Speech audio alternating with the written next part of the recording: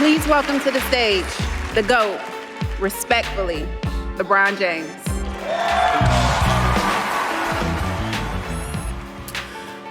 Like and subscribe on the way, in the door, people. So here we go. Part 2 with why LeBron James gets so much hate. You know, when I first watched that ESPY Awards speech, I somehow didn't even notice that his wife introduced him as the GOAT. Respectfully, she said. I really don't even have any words for that. To me, that would be the equivalent of me having my mother introduce me as the GOAT. My brother introduced me as the GOAT. My sister. Anyway. Yeah, just wow. Anyway, so let's get into it. Another reason why LeBron gets so much hate is because he starts/embraces these narratives about himself that just is not true. One of the number one narratives is that he's a pass-first player. Please explain to me how. Please explain to me how LeBron James, who averages 27 points a game, is a pass-first player. See, that's just a narrative to try to enhance his legacy because he's not as good as a scorer as some other superstars. But Jordan, since that's who he wants to compare himself to, then that's an excuse to say, well, you know, of course I don't average as much as Michael Jordan because I'm a pass-first player. Get out of here with that, man. First of all, when I think of pass-first players, I think of people whose passing takes precedent, is more impactful than their scoring. I think of people whose passing leads to more points than their own scoring. LeBron averages 27 points per game, and he averages 7 assists a game. So even if those assists were all assists to three-pointers, there would be 21 points he's made in assists while he's averaging 27 points a game. Let me tell you who's a pass-first player. Magic Johnson is a pass-first player. And we can definitely say that because why? Magic Johnson his career average was 19 points a game. His career assists was 11 assists per game. Meaning,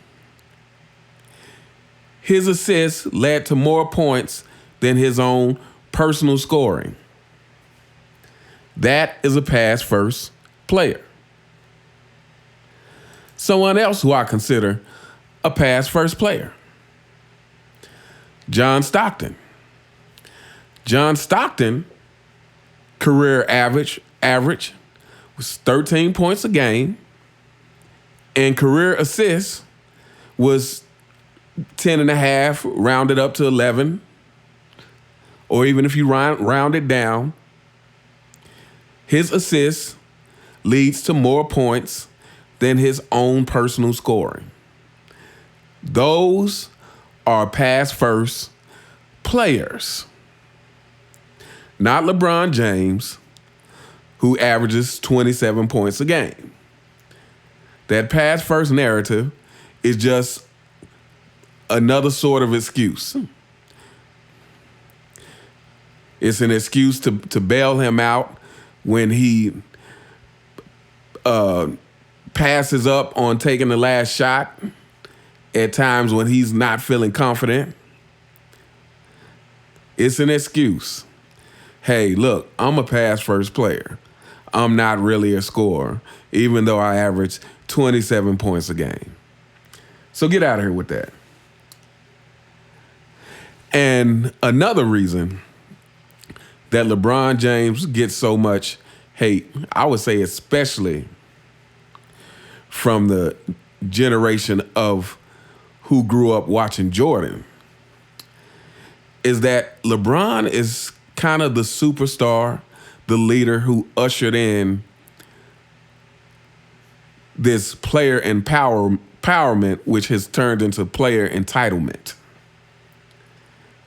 LeBron James ushered that in. Kobe was the last of the die-hard, workaholic, earn my money players. And when I say that, I mean superstars on that level. Kobe was the last of them. Giannis, he's kind of close, but I can't put him on the level of a Kobe in terms of work ethic and guys in previous years. But he's definitely one of the hardest workers of his generation. But yeah, LeBron is kind of the leader who ushered in this whole entitlement attitude. This whole, instead of working hard to overcome, I'm going to just tell some better teammates to come over. I'm going to just get together with Dwayne Wade and Chris Bosh. And then I'm going to complain when another team does the same thing to beat me. LeBron is the leader of this. He's the leader of players having excuses. You know, the what LeBron has started has warped into players when we see players like Ben Simmons, who's pretty much getting paid for nothing at this point. But to me, that whole thing, that whole attitude starts with LeBron. Now, I'm not saying LeBron is Ben Simmons, so stay out my comments with that. But yeah, I'm just saying LeBron ushered in the whole entitlement attitude that players have. Like, we're entitled to have the best teams, the best players,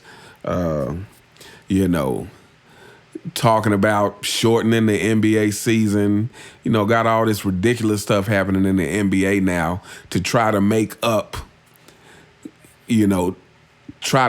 for what the NBA is lacking, when it's like, no, you're just going to have to go in reverse, trying to do stuff to, I don't know at what point they started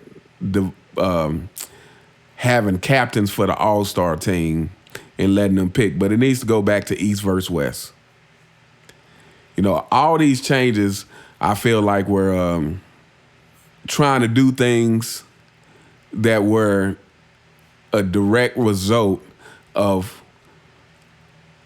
LeBron's attitude towards the game, even not participating in slam dunk contests and stuff like that.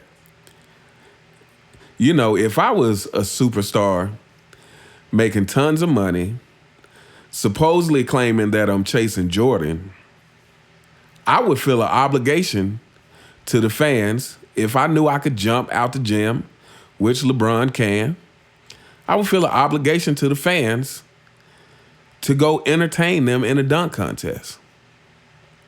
Not just that, I would feel, I'm competitive.